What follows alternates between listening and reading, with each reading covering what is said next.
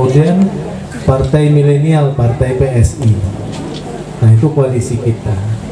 Kemudian yang saya banggakan, ketua-ketua dan pukarkat, Pak Domok dan kawan-kawan. Assalamualaikum. Ada relawan, kemudian relawan HMA juga relawan, kemudian Pak Untung Budiawan yang kuning Laksana Janur. Kalau dulu saya Bupati Bintan, mudah-mudahan nanti jadi gubernur. Sesuai dengan judulnya, rela untuk bekerja, berkawan, berteman. Tapi karena ini jam-jam kritis, kita habis makan, kalau ada yang ngantuk mau tidur, tidurlah, tak apa-apa. Ya, yang penting mudah-mudahan telinganya tak tidur. Nah, begini Bapak Ibu. Pertama, ada sinyalemen mengatakan begini, itu Pak Ansar itu kenapa baru 8 bulan anggota DPR RI sudah mundur, malah mau maju jadi calon gubernur gitu ya. Nah, ya Pak Azirwan gitu aja. Itu Bapak Ibu mesti menjawab begini, karena ini memang kronologis yang benar saya ceritakan. Saya selalu ikut rapat fraksi DPR RI dari Golkar, dipimpin oleh Ketua Umum Golkar, Pak Erlangga Hartarto. Saya memang heran, ada 4-5 kali beliau ucapkan dalam setiap rapat fraksi itu sering, asal dia nyinggung Kepri, dia katakan, Pak Ansar, ke depan kita buat nanti Kepri itu kaya ya, katanya. Ya Pak. Pak Erlangga bilang, saya akan satukan itu Batam, Bintan, dan Karimun menjadi kawasan ekonomi khusus atau kawasan FTZ menyeluruh. Jadi tidak ada lagi inklaf, tidak ada lagi problem investor dari dalam aktivitasnya dari satu kawasan pabean ke kawasan non pabean, kawasan pabean lagi, itu semua. Sekarang ini kan Batam menyeluruh, tapi laut-lautnya tidak masuk FTZ. Bintan, Karimun, itu sepotong-sepotong nih Pak Azirwan nih dulu anunya. Nah, Bapak Ibu sekalian, ternyata Pak Erlangga tuh sebenarnya ingin ada respon gitu dari saya. Sinyal yang diberikan seolah-olah beliau ingin ke depan itu saya bisa memimpin Kepri supaya ada teman dia diskusi ke depan. Bagaimana mewujudkan mimpinya, bagaimana Kepri itu bisa menjadi kaya raya. Nah, tapi karena saya belum ada niat waktu itu sama sekali, saya diam aja, saya senyum-senyum aja, Pak terima kasih. Kemudian waktu dia ke Bintan 2 hari, saya juga berkali-kali dia katakan itu. Saya diam aja. Saya paling terima kasih, saya diskusi-diskusi aja soal kesulitan investasi di 3 kawasan ini. Terakhir mau pulang ditanya wartawan-wartawan itu, Pak siapa nih calon gubernur dari Kepri, dari Golkar? Oh ini Pak Ansar. Nah waktu itu ditulis lah, saya pun masih senyum-senyum juga. Lalu beliau undang Pak Rudi, karena Pak Rudi kepala BP kawasan wali kota Batam itu, ditanya sama dia, ini Ibu Marlin sama siapa pasangannya? Gitu. Lalu Pak Rudi tunjukkan hasil survei LSI. Ternyata saya kalau sama Bu Marlin surveinya memang masih tertinggi dibandingkan yang lain menurut survei LSI yang dianu oleh Nasdem. Maka akhirnya sepakat, saya ditelepon, Pak Ansar maju jadi gubernur. Gak usah pikir-pikir itu lagi gitu. Ya siap Pak Ketum. Kalau saya bilang Pak Ketum saya tak mau, nah, besok langsung di PAW saya tulis. Ya kan? Nah lalu saya berunding lah sama istri saya. Nah saya, itulah saya bilang Bapak Ibu kalau pikir-pikir untuk kepentingan saya pribadi aja udah cukup lah. Anggota DPR itu ya alhamdulillah posisinya lumayan strategis. Mau keluar negeri anggaran tersedia, 1 tahun bisa 4 kali 5 kali. Mau kunjungan kerja kemana-mana, tiap mau reses kita kunjungan kerja, ada masa reses, ada kunjungan daerah pemilihan, pokoknya macam-macam lah. Karena yang bahas anggaran DPR inginlah membangun Kepri ini lebih cepat lagi. Saya ingin masyarakat Kepri ini bangga dengan Kepri ini. Kalau Kepri ini di semua kabupaten bisa maju, bisa menjadi kebanggaan masyarakatnya. Kalau bawa tamu dari provinsi lain pun tak malu kita karena daerah kita maju gitu kan. Maka akhirnya saya putuskan lah, saya lapor Pak Erlangga, udah Pak saya siap maju Pak. Saya rela lah meninggalkan jabatan DPR itu. Kalau untuk saya bilang ibu saya pun wakil ketua DPRD provinsi juga. Jadi kalau kita runut-runut sebenarnya 3/4 itu perintah lah gitu dari Golkar gitu ya, dari Pak Erlangga. 1/4 itu pertimbangan saya lah gitu. Saya yakin semua proses investasi itu berjalan cepat. Maka kita mesti hindari adanya klaster-klaster baru COVID itu. Saya pakai gini karena jauh jaraknya. Jika ini harus sukses, Batam, Bintan, Karimun ini. Jadi itulah kalau masyarakatnya itu. Yang kedua, saya ini memang jiwa saya dari dulu sebagai pelaksana. Saya dari dulu di pemerintahan. Saya menilai, merasakan sebaik apapun konsep berpikir kita, bisa jadi hanya konsep di atas kertas, karena kita hanya bisa menyampaikan aspirasi, mendorong. Yang lebih kuat memastikan itu bisa terlaksana justru kepala daerah, gubernur, bupati. Kenapa? Karena gubernur, bupati itu boleh bebas keluar masuk ke dalam kementerian, satu kementerian ke kementerian lain. Kalau kita di DPR menjaga kode etik, membangun Kepri lebih cepat. Kan kalau kita pikir tak ada alasan Kepri ini tak maju DPR RI, dan tak gampang untuk dapat posisi badan anggaran. Badan anggaran itu levelnya hampir sama ketua komisi, betul diseleksi. Jadi makanya saya pikir itu akan saya jadikan sebagai jaringan saya untuk membangun depan. Kemudian Bapak Ibu, isu yang lain soal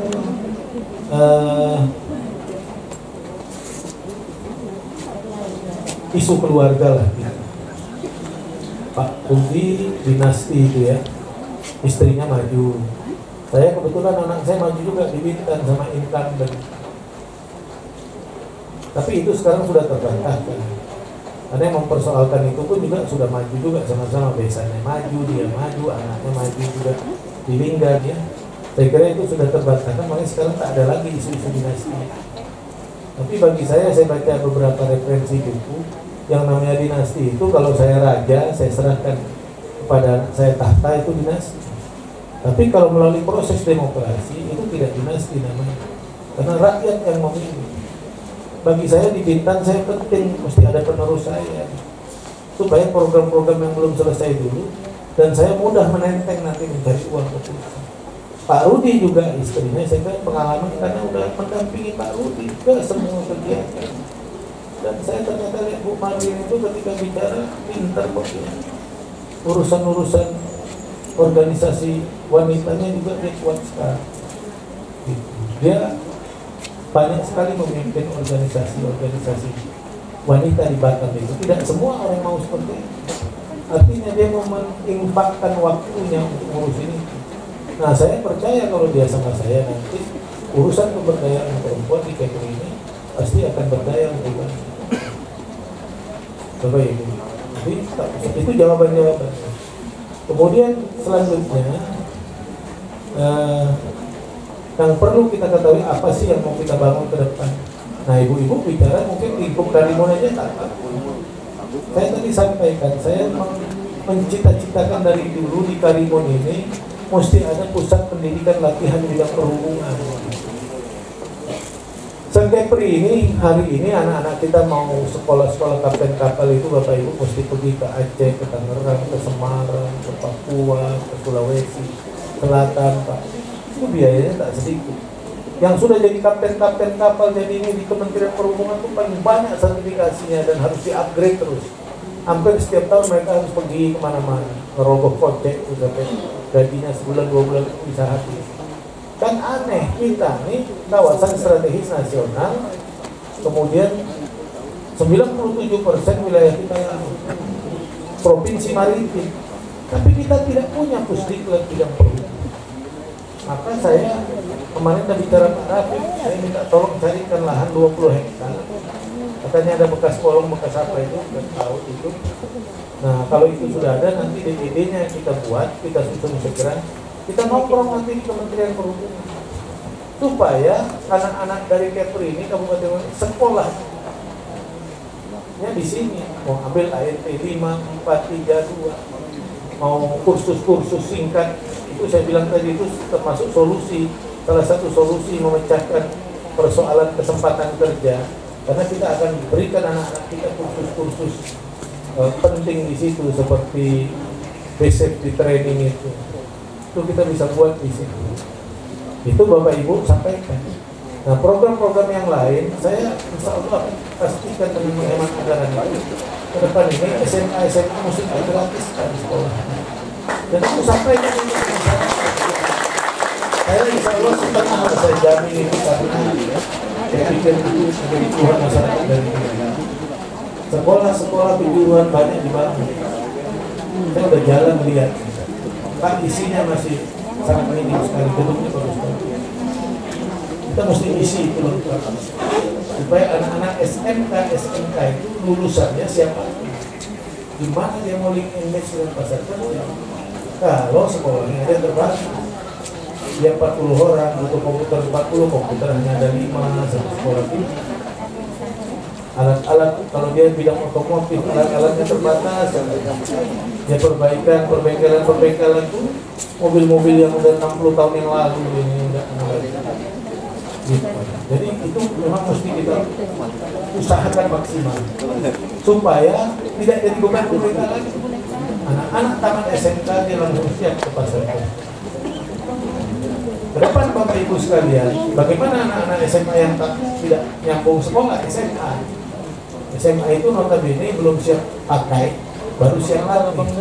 Maka kita mesti banyak pendidikan vokasi. Itu mesti saya kejar.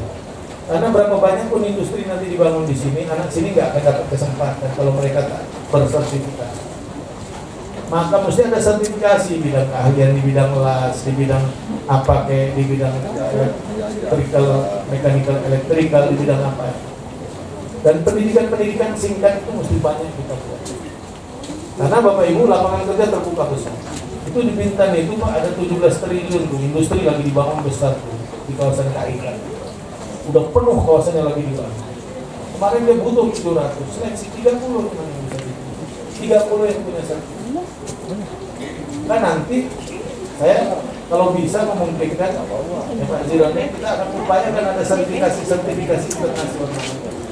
Walaupun dia tamat SMK, tamat pendidikan vokasi, supaya kita tidak hanya inward looking tapi outward looking, tidak hanya berebut pasar di dalam, pasar di luar. Dan itu bisa. Saya sudah buat di Bintan itu yang sah, Bintan Tourism Institute, sekolah boarding yang kami bangun. Ya banyak anak-anak Bintan kerja pariwisata di luar negeri kan bagus-bagus posisi. Itu kita buat. Bapak Ibu, kita di dalam visi misi saya sudah targetkan 5 tahun itu minimal 10.000 bantuan modal hibah dan kita berikan ke masyarakat untuk menjaga stabilitas ekonomi kita di level. Dan itu Bapak Ibu sampaikan aja ke masyarakat. Kemudian Bapak Ibu kita akan dorong pendidikan wirausaha. Sudah hampir tidak ada wirausaha muda kita lagi. Sudah hampir tidak ada. Padahal indikator keberhasilan satu negara atau satu daerah itu tergantung seberapa banyak dan seberapa berkualitas wirausaha muda. Singapura itu dari jumlah penduduknya 68% wirausaha. Jadi hampir semua penduduk Singapura itu memberikan kontribusi dalam bentuk barang dan jasa. Korea Selatan itu Bapak Ibu sekalian hampir juga menyamai Singapura. Wajar kalau negara-negara itu maju. Kita juga Bapak Ibu berapa bisa dihitung jari. Dan kita tidak perlu melatih lagi. Bapak Ibu harus kita lakukan. Program rehab rumah tak layak huni. Pola dulu kita sama almarhum Pak Sani akan kita terus. Kita akan kerjasama dengan kabupaten kota supaya angka kemiskinan kita terus menurun. Kenapa Bapak Ibu? Karena di dalam MDGs itu 13 indikator kemiskinan itu 9 atau 8 indikator ada di rumah. Ukuran rumahnya, lantai rumahnya, dinding rumahnya, sanitasi rumahnya, berlistrik atau tidak, lantainya, apa ini, semua di situ. Jadi kalau kita rehab rumah itu cepat menurun angka kemiskinan. Tinggal program life skill-nya aja di masyarakat kita buat. Saya kira itu akan terus kita buat nanti. Sudah bisa lah menjawab itu, ya. Bapak Ibu yakinkan insya Allah setiap pergantian pemimpin pasti masyarakat ingin berubah. Dan insya Allah kita bisa lakukan perubahan. Nah, kemudian nanti kita akan menitipkan, mencetak alat peraga kampanye. Insya Allah masing-masing kalau tidak 250.000 unit, 300.000 nanti kita bagikan ke kabupaten kota. Mudah-mudahan kalau bisa menjangkau sesuai dengan jumlah rumah pemilih. Itu yang kita buat kalau boleh, karena ini strategi juga tak usah diset ulang ya. Nah, nanti saya akan dudukkan, kita putuskan sama-sama. Saya bukan tidak menghargai teman-teman, tapi jangan sampai nanti ada yang menumpuk. Kemudian saksi nanti kita atur juga, insya Allah. Nah, saya kira mungkin itu yang dapat saya sampaikan. Yang penting kita semua marilah bekerja bersama-sama, berusaha intens juga lebih ke sini. Waktu hanya tinggal 2 bulan lebih sedikit lagi. Saya sudah polakan itu 3 hari saya mesti di Batam tiap minggu. Kemudian 2 hari itu di Tanjung Pinang, Bintan dan yang lain. 5 hari, 2 kali, 3 kali lagi. Tapi kita bisa efektif buat pertemuan. Bapak Ibu, 1 hari itu maksimal saya kira 6 pertemuan atau 7 pertemuan. 4-5 pertemuan resmi besar nanti seperti kampanye itu. Tapi 2-3 pertemuan mungkin dalam skala yang kecil. Semalam saya di Batam dari mulai sholat subuh sampai malam itu bisa melakukan pertemuan 11 kali pertemuan. Jadi memang ekstra 11 kali pertemuan. Selesai jam 12 malam baru saya nyebrang pulang ke Pinang, subuh ke sini lagi. Jadi mohon doa juga kalau kita semangat, ikhlas, silaturahim kita jadikan andalan kita, sehat hati kita. Ya. Tapi pulau-pulau di luar seperti Natuna, Anambas, Lingga sebagian besar semua udah saya sisir habis. Ya. Natuna tuh sampai ke Midai, ke Serasan, ke Subi, yang naik speedboat tuh 3,5 jam, dari sana 4 jam, sini 2,5 jam. Walaupun penduduknya tak banyak, tapi bagi saya kepentingan kekuatan silaturahim itu, doa-doa masyarakat di penghujung gerbang utara itu yang bisa mudah-mudahan memenangkan kita. Kira mungkin itu saja yang dapat saya sampaikan. Nanti kalau ada diskusi-diskusi sebentar saya persilakan sebelum kita masuk asar. Demikian, terima kasih kepada Bapak Ibu sekalian. Mudah-mudahan niat baik kita ini akan membuahkan hasil. Tujuan kita ke depan, Kepri lebih baik, Kepri lebih maju. Kalau Allah izinkan arah dan aman ini bersama-sama nanti, maka mudah bagi saya untuk melakukan komunikasi pembangunan di masa yang akan datang di Kadin. Terima kasih, saya sudahi sementara. Selamat sore, billahi taufiq wal hidayah. Wassalamualaikum warahmatullahi wabarakatuh.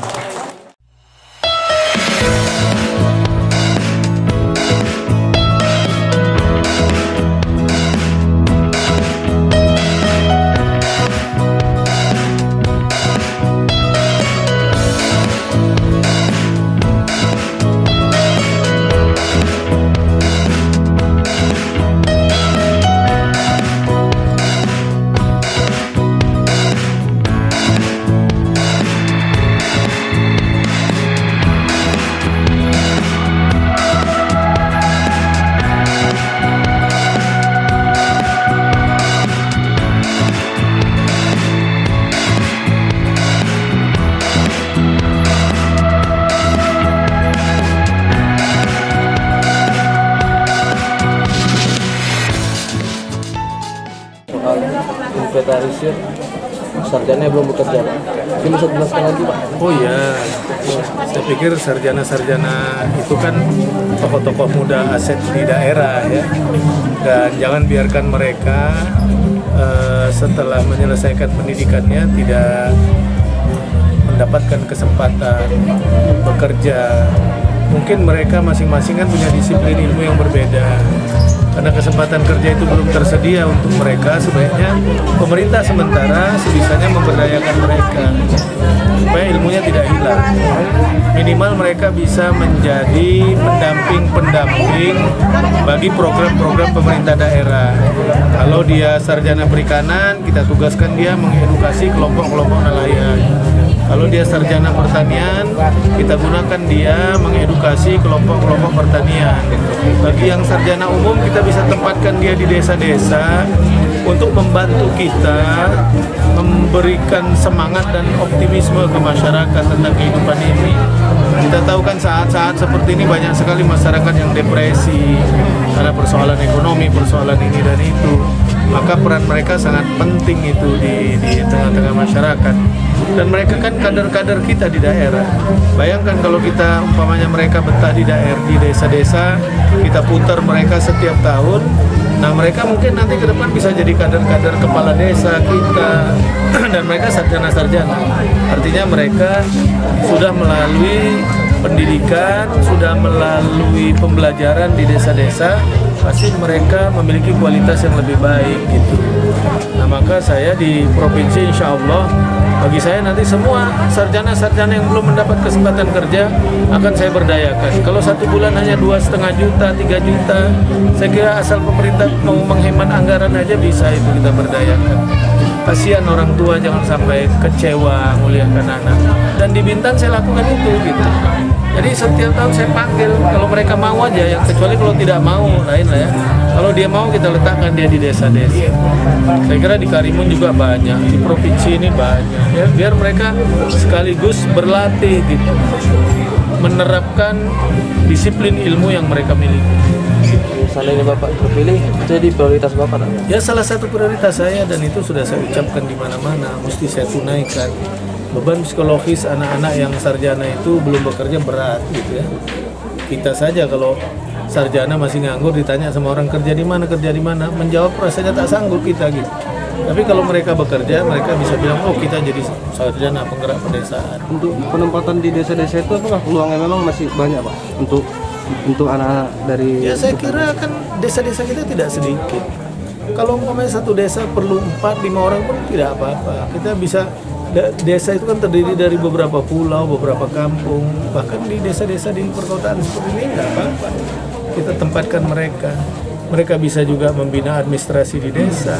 Sekarang program-program di desa kan tak sedikit, ada ADD, ada dana desa dari pusat, dari Kementerian Desa. Nah semua itu perlu proses pendampingan walaupun sudah ada tim fasilitatornya masing-masing.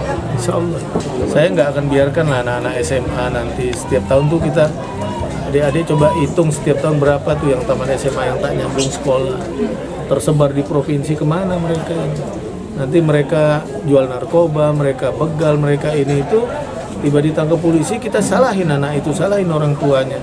Padahal pemimpin harus hadir di antara mereka. Nah itu yang saya lakukan di Bintan, tiap tahun saya berikan beasiswa nggak sedikit-sedikit. Satu anak sampai 15 juta, saya sekolahin boarding di sana. Dan hasilnya luar biasa, 98% tiap tahun bekerja di hotel-hotel di mana-mana. Nanti kita sesuaikan di sini dengan bidang dan mungkin kesempatan kerja yang ada di sini. Yang penting pendidikan apapun yang kita buat ke depan harus kita lengkapi dengan sertifikasi supaya perusahaan-perusahaan mudah-mudahan tidak menggaji dia dengan gaji UMK, UMP, tapi berdasarkan standar kompetensi yang dia miliki. Dan kita coba nanti terobos itu. Contoh, di Tanjung Pinang itu ada STIKES namanya, Sekolah Tinggi Ilmu Kesehatan. 1 tahun itu 5 lokal. 5 lokal itu setiap tahun tamat tuh mau 200 orang. Lapangan kerjanya sedikit sekali. Paling dia bantu-bantu dokter-dokter di depan kalau ada dokter baru praktek. Kalau tidak dia bekerja di minimarket, di mana-mana kan kasihan. Nah, ke depan kita akan coba ada lokal paralel, ada lokal untuk kita siapkan dia untuk memenuhi pasar kerja di luar. Maka mesti ada kelas boarding namanya. Kalau bisa 3 kelas, hari-hari Inggrisnya baguskan. Kita bisa kerjasama dengan 5 rumah sakit di Singapura yang mereka sudah pernah mencabar kita dulu. Karena itu kewenangannya provinsi, maka gubernur nanti harus pimpin itu. Supaya tamat, karena sekarang ngelamar kerja udah dengan email apa mudah, kita dorong mereka bekerja di luar negeri. Kan bangga kita kalau di Turki, di Dubai, di Qatar, di Singapura, di Johor, di mana-mana. Banyak rumah-rumah sakit itu pekerjanya anak-anak kita. Kita bisa nanti pendidikan singkat, sekolah-sekolah pramugari, mungkin pendidikan pilot, kita penuhilah semua itu. Asalkan anggaran kita hemat. Maka mohon maaf dulu di Bintan itu ya kita hemat-hemat. Tidak semua kabupaten tiap tahun ada ulang tahun, ya Bintan aja yang tak ada ulang tahun. Contoh lah itu ya, sekali ulang tahun tuh 1 miliar, 2 miliar, saya lebih baik bangun sekolah 1, bangun puskesmas 1. Bukan saya bilang saya tak suka ulang tahun, kalau duit udah banyak tiap minggu mau ulang tahun pun tak apa-apa.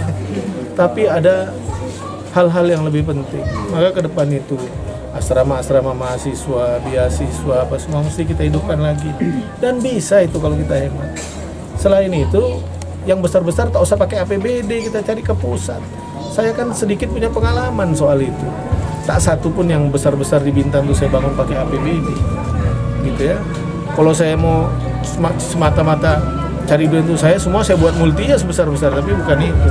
Saya kejar tuh pemerataan, pulau-pulau juga mesti terbangun dengan baik. Dan saya kira itu bisa kita lakukan.